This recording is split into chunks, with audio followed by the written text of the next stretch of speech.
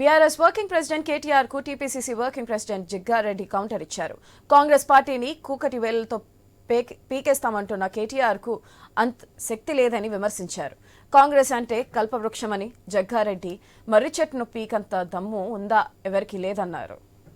సోనియా గాంధీ తెలంగాణ ఇచ్చారు కాబట్టి కేసీఆర్ ముఖ్యమంత్రి కాగలిగారన్నారు. కేటీఆర్ హరీష్ రావులు కోతల రాయలని జగ్గారెడ్డి దుయ్యబట్టారు. ఈ కల్పవృక్షము ఈ మర్రి చెట్టు ఏర్లలో ఏదో ఒక సన్న తీగ లాంటోడు కేసీఆర్ గారు. అక్కడి నుంచి ఆయన ప్రయాణము. బీఆర్ఎస్ కూడా ఈ ప్రాంతీయ పార్టీలు కల్పవృక్షల గెంచి మర్రి చెట్ల గెంచి వచ్చిన ఊడలే ప్రాంతీయ పార్టీలుగా ఏర్పడ్డాయి.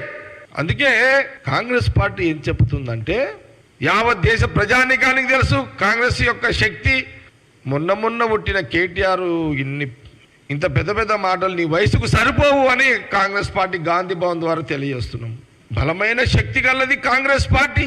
ఈ బలం ముందు నీ కేటీఆర్ యొక్క శక్తి ఎంత? ఇప్పుడు నిజంగా మా బలాన్ని తట్టుకునే దెబ్బ కొట్టే శక్తి కేటీఆర్ గుండి మాట్లాడుతున్నట్టు ఓకే.